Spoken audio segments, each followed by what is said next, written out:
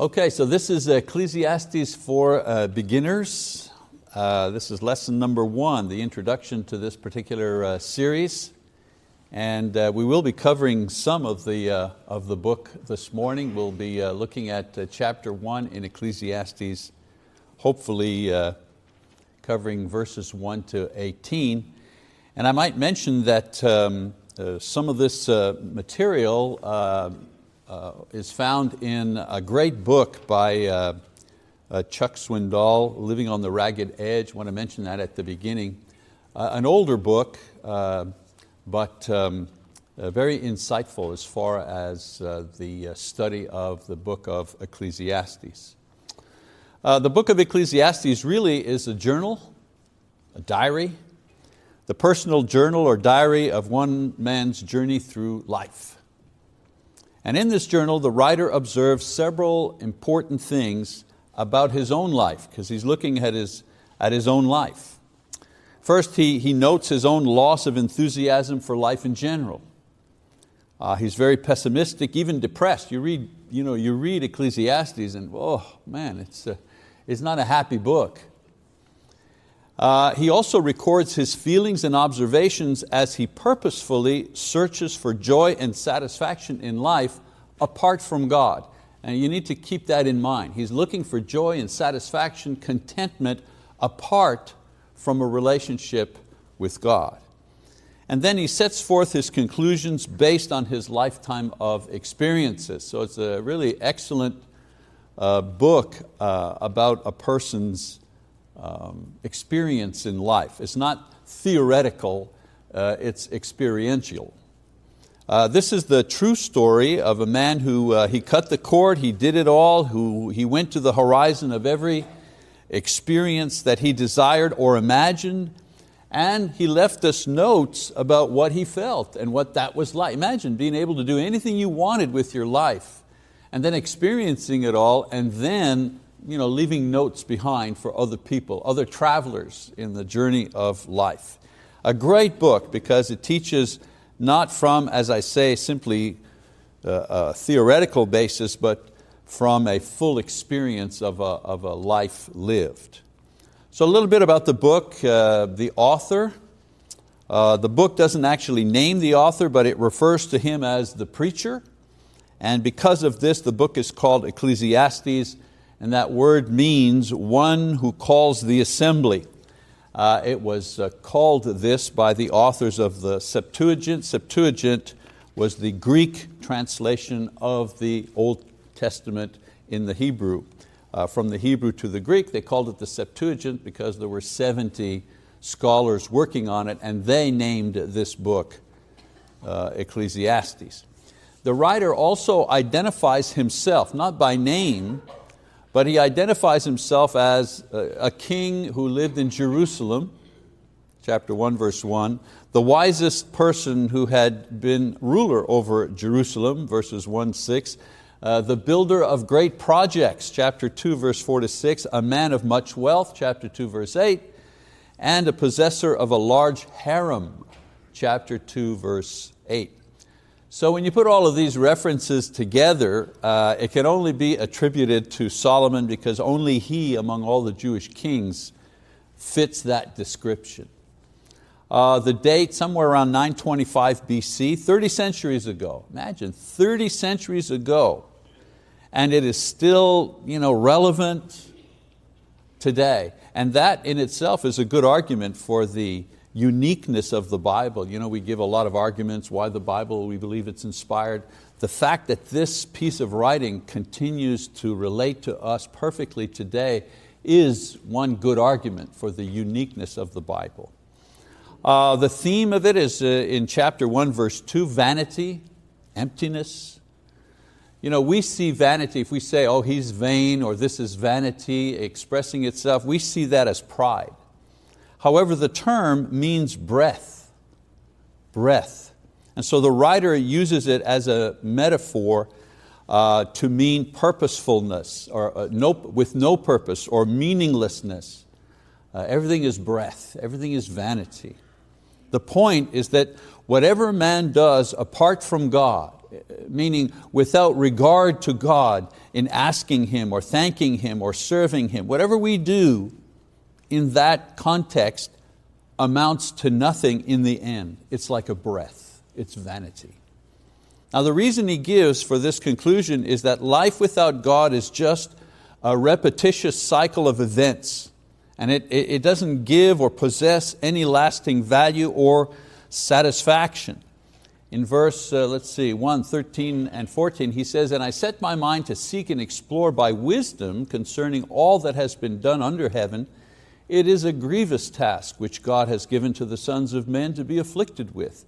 I have seen all the works which have been done under the sun, and behold, all is vanity and striving after wind." So we see that many people since Solomon have come to the same conclusion, and they have tried to inject with their own philosophies some sort of meaning to life that doesn't factor in the presence of God. For example, throughout history, I just take a few things. Materialism, the idea of materialism. Life is about gathering and using resources. Existentialism. Existentialism says, well, life is what you make of it. That's existentialism. Positivism. Life is whatever works best for you. And postmodernism. Postmodernism says life is the sum total of your history. Cultural, psychological, emotional history. That's what life is all about. All ideas trying to explain life without reference to God. And they keep coming up with new ideas and new philosophies as time goes on. So think of Ecclesiastes as a journal or a diary written by a man who is consciously examining his own life's journey while he is experiencing it. So he's like on the outside looking in at himself and recording it. Okay? So he begins by introducing his journey in chapter 1, verses 1 to 11. The journey of life is seen as wearisome, an endless repetition of events that result in meaninglessness when examined. And so he gives the conclusion before he begins, and then he explains how he got to that conclusion. That's how he writes this. And so we go into the next section, which is chapter 1 verse 12 to chapter 6 verse 9. Then he begins to describe the pursuit and the exploring that he did throughout his life. A lot of movies, they make a lot of movies like this. Have you ever seen a movie like this? The first scene in the movie is almost the end of the movie. And you're watching something happen, and then the movie, and then the narrator, usually a narrator says, or it'll say 2 years before, and then the scene will shift to 2 years before, and the movie will be about how you got to that part, and then there'll be a resolution. Well, this is written exactly in this way. He tells you the end, he starts at the end, his conclusion in the very first verses, and then he backs up and he begins telling the story of how he arrived at that conclusion. That's how this, we think, oh wow, what a tricky thing, in movies, oh, these guys are geniuses, but 3,000 years ago this technique, this device was being used. So here Solomon describes his attempt at finding ultimate value and enduring happiness apart from a consistent walk with God. And he records areas that he explores and his findings, pursuing the journey. These are some of the things that he looks at. And what I'm doing is I'm giving you a recap, and then we'll go back and we'll do it a little at a time in the lessons to come. So in chapter 1, 12 to 18, he talks about the pursuit of knowledge and wisdom, and he ends, and he says the pursuit of knowledge and wisdom ends in a lot of grief and increasing pain. He talks about the path of pleasure and possessions, and he concludes that these are futile and they are unprofitable actually. He talks about to live wisely or foolishly, and he says these are equally empty since both of them end in death. He writes about the work ethic, and he examines the work ethic, and he says that the work ethic is found to be full of grief and emptiness in the end because you can't keep what you earn. What's the point of working all your life to amass wealth and property? And he says because you can't take it with you. In chapter 4, verse 1 to 6, 9, he says, even the accumulation of power and wealth through oppression are not satisfying and lead to frustration and dissatisfaction. And then he talks about the third part of the book, reflection and summary, chapter 6, verse 10 to chapter 12, 14. Solomon draws a general conclusion from his observations of a life lived under the sun. And this expression, a life lived under the sun, means a life lived here on earth. Under the sun, here on earth. And what he says about it is the lasting purpose and fulfillment can only be found in a trusting relationship with God. Nothing less will do. He talks about that in chapter 6, verse 10, all the way to 11, verse 6. A second conclusion, the young should remember and serve God while they are young, before age and death overtake them. Because yes, it's a long life, but that long life goes by very quickly. Goes by very quickly. You know, one minute you're young and you're starting out, and then it just seems like in a breath your kids are growing up and moving out, and then in another breath they're calling you grandpa. And then thirdly, he says the bottom line principle for a meaningful life is to fear God and keep His commands. Chapter 12, verse 9 and 14. So there's a kind of a quick overview of the book and how it's written, the theme of the book, what he's trying to get across. So let's double back to the beginning and give you a little bit of background about Solomon himself. So Solomon's father David, the second king of Israel, of united Israel, he had fought many wars in order to secure Israel's borders and bring peace upon the land. He also left a great estate which made Solomon wealthy as he began his reign. So this wealth increased as tax money, normally used to provide for wars and armies, was left for Solomon to invest in other pursuits.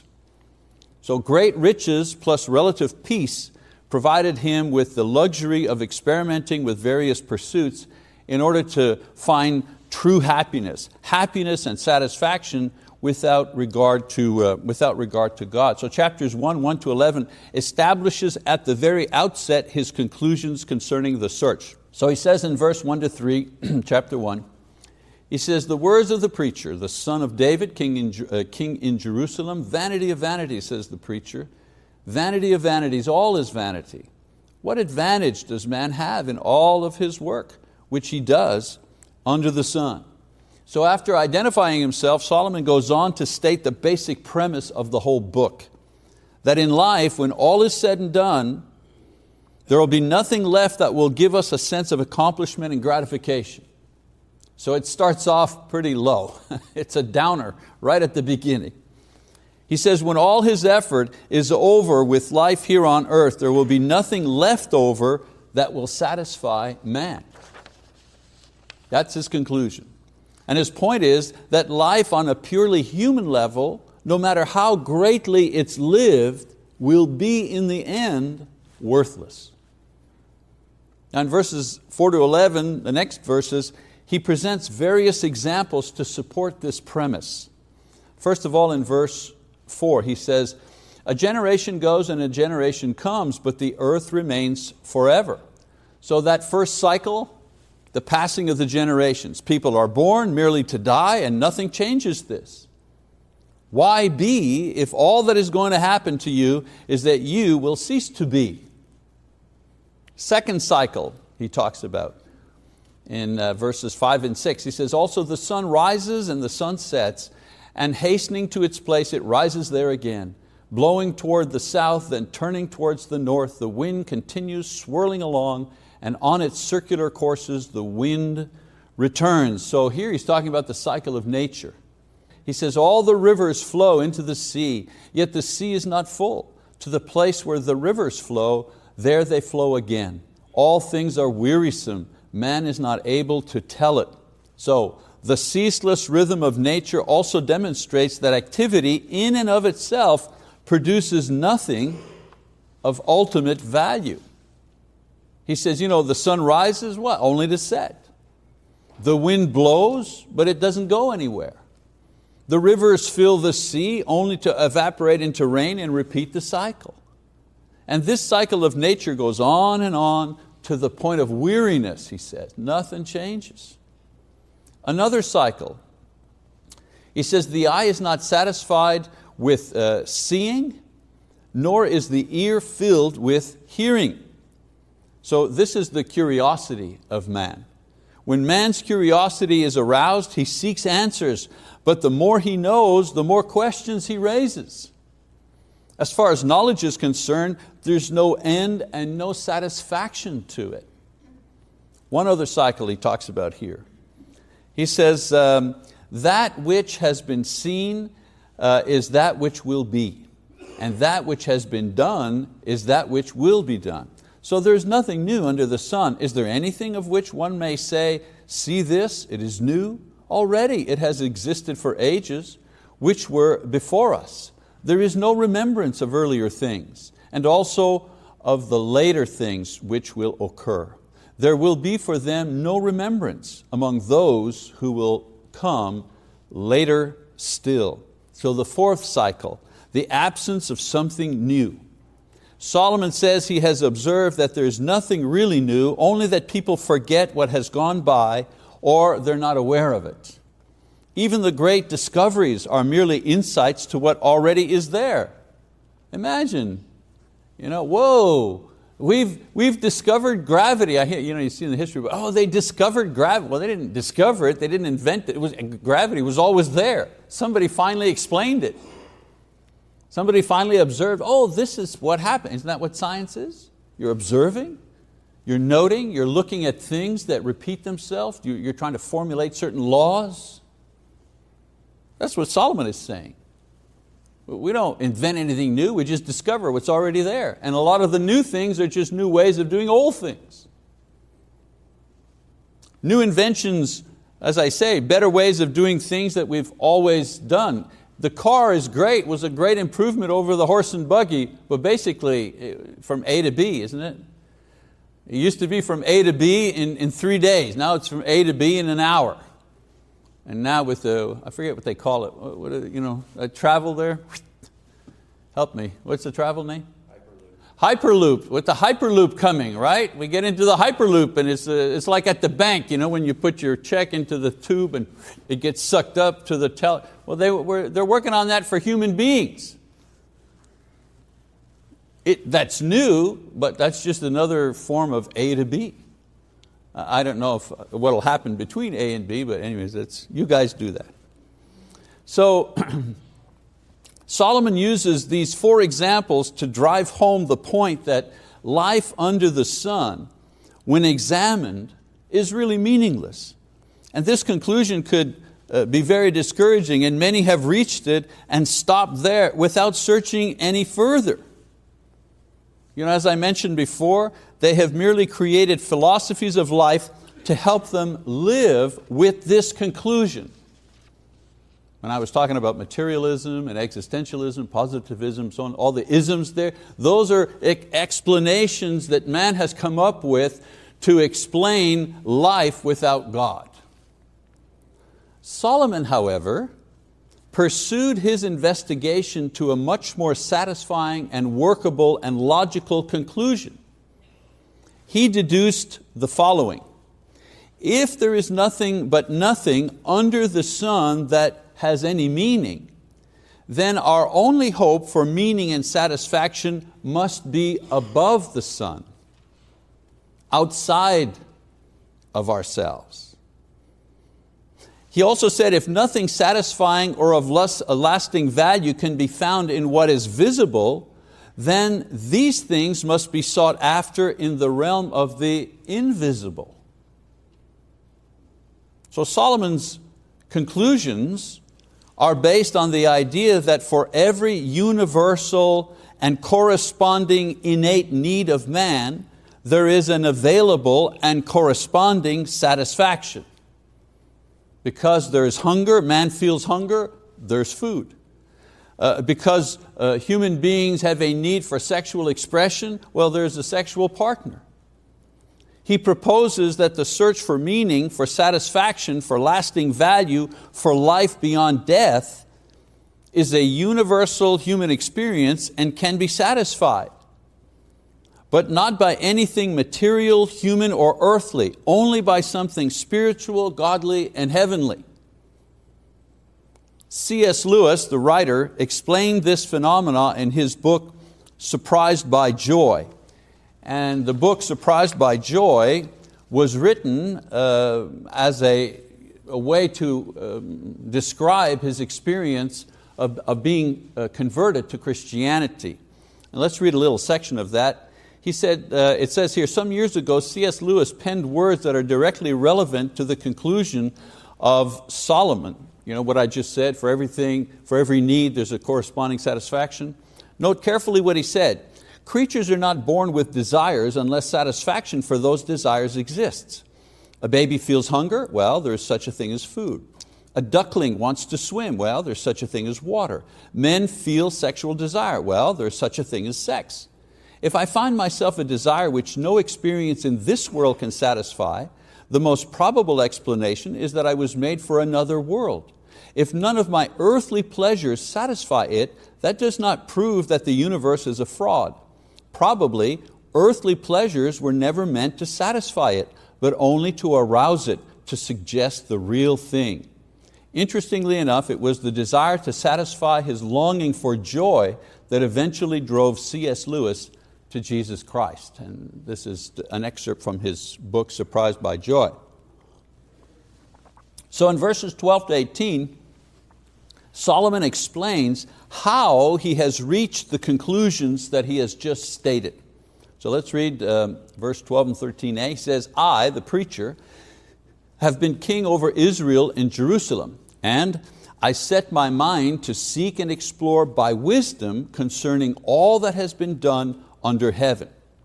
So we know that Solomon had been blessed with great wisdom, 1 Kings chapter 4, verse 29 to 34. And not just a wisdom of common sense, but a capacity for study and memory, for discernment, application beyond what was known to man at that time. And so he writes that he decided to apply his great mind to the task of investigating by experience all of the different lifestyles or approaches to life that were common to men, and then note the results of those experiences. So he didn't fall into this haphazardly. He did it on purpose. Okay? Verse 13b, he says, it is a grievous task which God has given to the sons of men to be afflicted with. So this would seem, at first glance, a pretty exciting life experiment to be involved in. But Solomon soon discovers and reports that, oh, this is an unhappy business. This great idea I had, not so good. I mean, he had what he thought was a life adventure, and he discovered that it was not so. So in verses 14 to 18, in these verses, he describes what this exercise has taught him.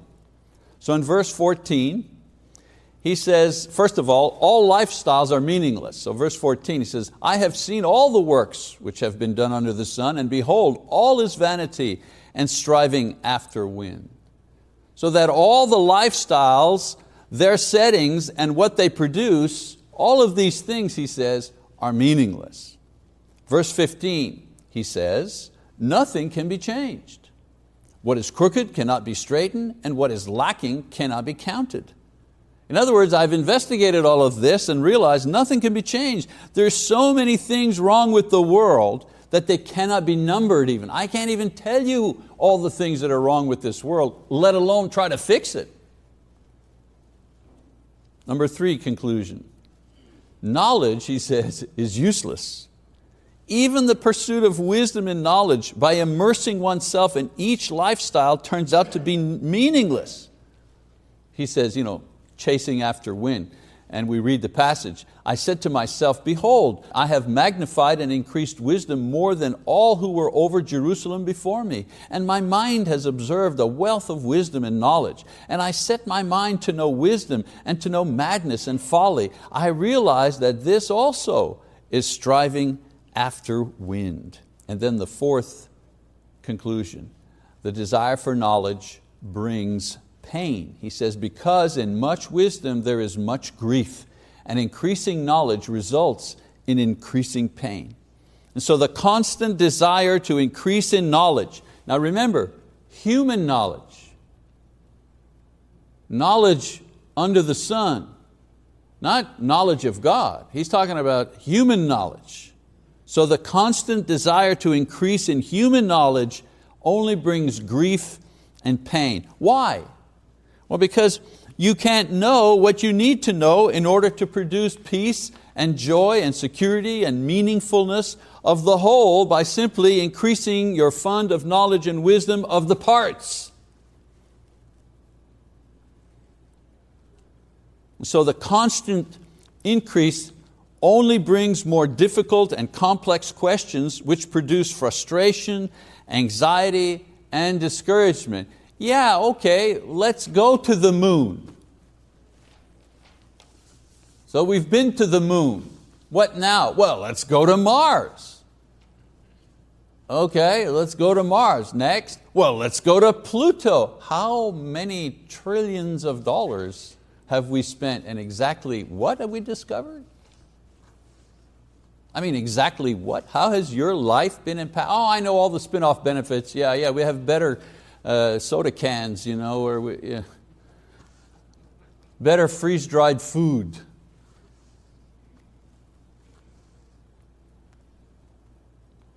Philosophers spend their time sitting around, discussing life under the sun, coming up with, has anybody here, majored in philosophy? Has anybody here actually been to an upper level philosophy class? Have you ever taken that in?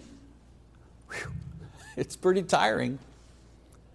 Because you have all of these philosophers explaining to one another what life is all about here under the sun without reference to God. It's never satisfying.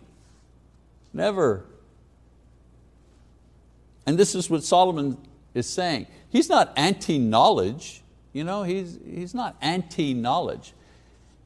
In this book, he's anti-trying to find the meaning of life simply by understanding what's here under the sun. That's what he's getting at. So the whole cannot be known without God. And to try to know it through knowledge alone, he says, this is futile. This is futile. So what if I study the sun? And I get a telescope that gets me close, and I'm able to measure its exact size and how much power it actually emits, and all of the things, and I know more about the sun than anyone has ever known about the sun. Does that knowledge bring me joy and satisfaction? It might earn me a living. I may go around to scholarly meetings and talk about my great knowledge, the world's greatest the scientist and the one who knows the most about the sun. Okay, maybe I'll earn a living doing that and write papers about the sun. But is that knowledge equal to a believer waking up and opening his blinds or her blinds and seeing the sunrise and say, my God, how great thou art.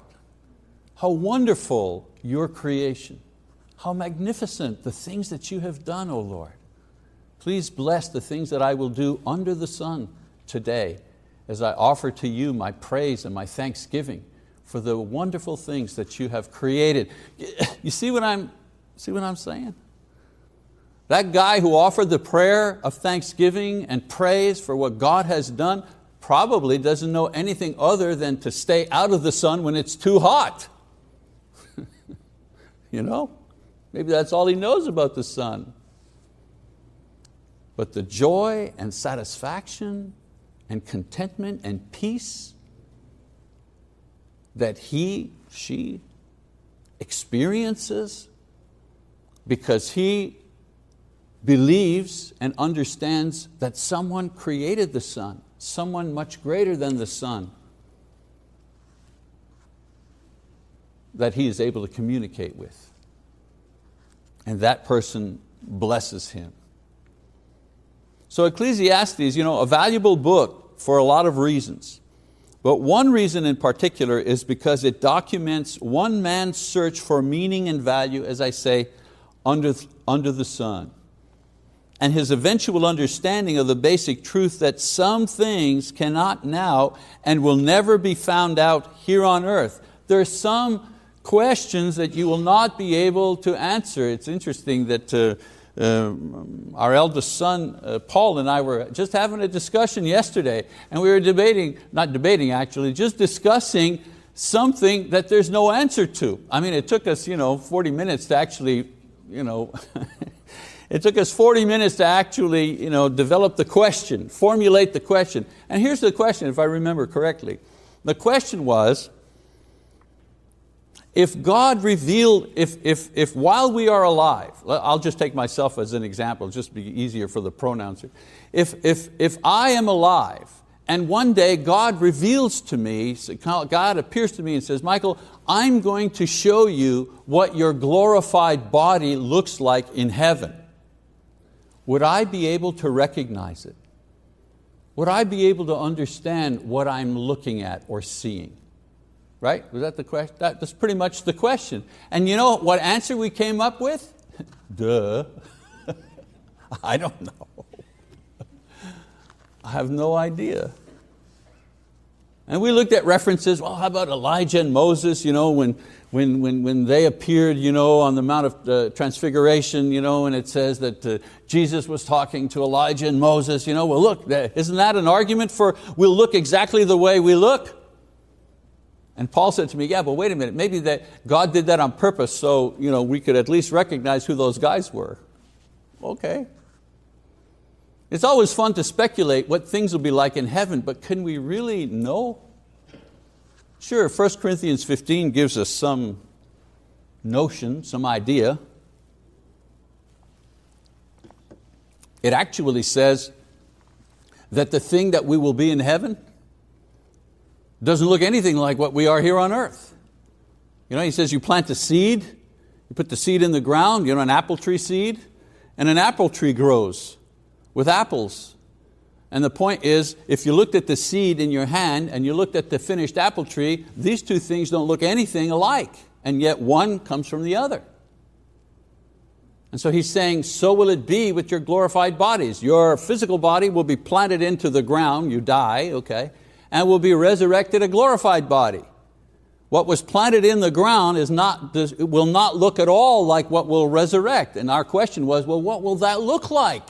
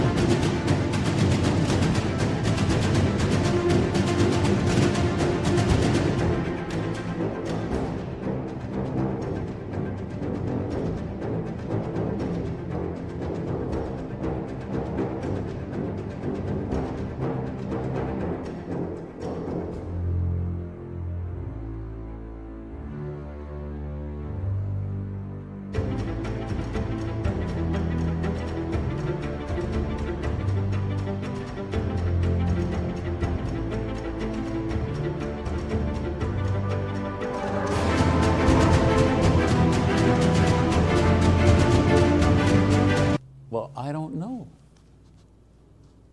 There is a limit to our knowledge about things here under the sun, and if we extrapolate, there's also a limit to our knowledge about the things that will happen beyond the sun, beyond life. We'll never know the sum total of God, never, ever. We won't know that. We need to accept that idea. He will always be God, we will always be us. Maybe we'll be a better version of us, a different version of us, a glorified version of us, but we'll still be us and He'll still be the Lord. So, a lot of questions that have no answers in the hereafter, but Solomon is saying the search for more answers here on earth, if that's what you're giving yourself to, if that's what your life is about, you're going to have a very difficult life and a very painful life. And so the main lesson of this kind of introductory stuff here, some things cannot now or will never be found here on earth, especially if we're pursuing them apart from faith in God. Okay, so we're going to stop here. The next section of his personal journey begins with a description of the 4 lifestyles that he immersed himself in and what he concluded with each of these lifestyles. Okay, that's our lesson, our introductory lesson for today. Thank you very much for your attention.